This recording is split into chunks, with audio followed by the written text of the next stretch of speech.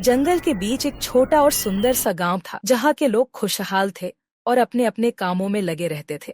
गांव में एक परिवार था, मनोज और रीमा का, जिनके दो बच्चे कबीर और सुहानी थे। कबीर थोड़ा चंचल स्वभाव का था, जबकि सुहानी बहुत ही शांत स्वभाव की थी।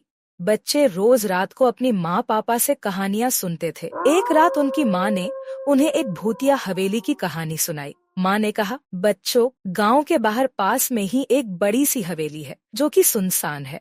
लोग कहते हैं कि वहाँ से अजीब अजीब आवाजें आती हैं और रात में कोई भी उसके पास नहीं जाता, क्योंकि जितने लोग गए हैं वो कभी लौट कर वापस नहीं आए। बच्चे थोड़े से डरे और कहानी सुनने के बाद सब सो गए। कुछ दिनों बाद मनोज को किसी काम से गांव के बाहर जाना था। उसने अपनी पत्नी रीमा से कहा, अरे भाग्यवान, सुनती हो, मुझे किसी काम से गांव के बाहर जाना है, तो हो सकता है कि रात को लेट आऊं या फिर ना आऊं। तो तुम सब खा के सो जाना और बच्चों का ख्याल रखना। मैं जल्दी ही आने की कोशिश करूंगा।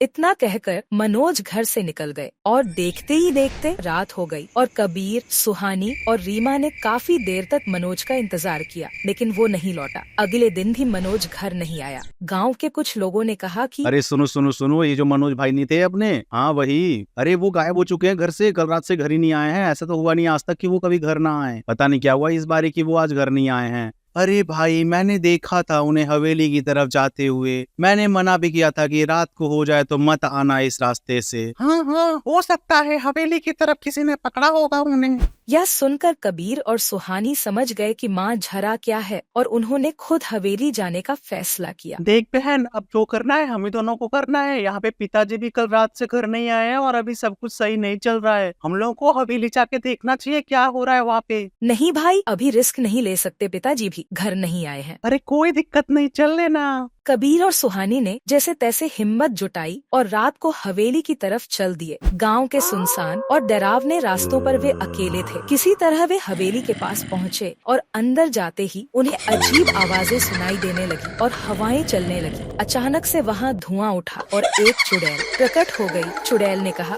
कौन हो तुम दोनों? यहाँ अंदर आने की हिम्मत कैसे हुई? यहाँ तो परिंदा भी पर नहीं मारता।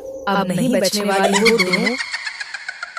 बच्चे काफी डर गए थे, लेकिन साहस दिखाते हुए कबीर ने कहा, कौन है आप? मैं कबीर और ये मेरी छोटी बहन सुहानी है। मेरे पिताजी लापता हो चुके हैं और हम दोनों उनको ढूंढने आए हैं। चुड़ैल को बच्चों पर दया आ गई और उसने कहा, देखो, मैं बच्चा समझ के एक मौका देती हूँ, भाग जाओ। अगर जान प्यारी है तो तुम दोनों। कबीर और सुहानी ने विनती की और चुड़ैल को अपनी सारी बातें बताई कि कैसे उनके पिता घर नहीं आए और वे उन्हें खोजने आए हैं। चुड़ैल ने उनकी बातें सुनकर कहा, कल मैंने एक आदमी को पकड़ा तो है, लेकिन अभी तक उससे नहीं खाया है। बच्चों ने उस आदमी को देखने की जिद की। चुड़ैल उन्हें उस आदमी के पास ले गई। बच्चे देखते ही चिल्लाने लगे, पापा पापा, और चुड़ैल से अपने पिताजी को छोड़ने को बोला, लेकिन चुड़ैल ने बोला कि मैं इसे कल तक मार के खा जाऊंगी। ये अपनी अंतिम सांसें ले रहा है।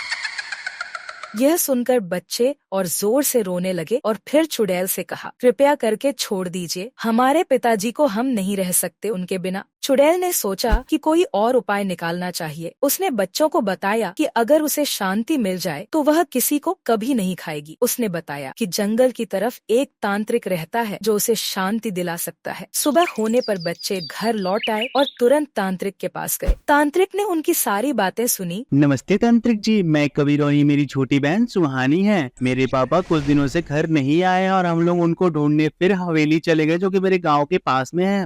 वहाँ पे जाने के बाद हमें एक चुड़ैल मिली जो कि उन्हें मारना चाहती है, और फिर हमने विनती की ना मारने की, तो उसने उपाय बताया कि जाके तांत्रिक को लेके आए, वही मेरे को शांति दिलाएगा और फिर हो सकता है कि मैं तुम्हारे पिताजी को ना मारूं और ना खाऊं। तो हो सके तो आप हमारे साथ चलिए और हमारे पापा को बचा लीजिए। हाँ तांत्रिक जी, मेरा बड़ा भाई सब कुछ सही बोल रहा है। और फिर तांत्रिक ने बच्चों से बोला कि मेरे को तुम बच्चों के साथ चलने में कोई दिक्कत नहीं है, लेकिन तुम लोगों को याद रहे, ये कोई मजाक ना हो, नहीं तो इसका अंजाम बहुत ही बुरा होगा तुम लोगों के लिए। और रात को उनके साथ हवेली जाने का फैसला किया। तांत्रिक कबीर और सुहानी के साथ सुनसान रास्तों से हवेली पहुंचा। वहां अंधेरा था और डरावनी आवाजें आ रही थी। तांत्रिक ने चुड़ैल को आवाज देकर बुलाया। चुड़ैल आई और उसने तांत्रिक को बताया कि उसे शांति कैसे मिल सकती है और अपने पुराने जीवन के बारे में भी बताया। चुड़ैल ने कहा, मैं पिछले जन्म में एक अच्छे परिवार से थी। एक दिन मैं जंगल गई और साधु की तपस्या भंग कर दी। उसने मुझे चुड़ैल बनने का श्राप दिया और तब से मैं इस महल में भटक रही हूँ। तांत्रिक जी, आप पूजा करिए जिससे मैं वापस लड़की में बदल जाऊँ।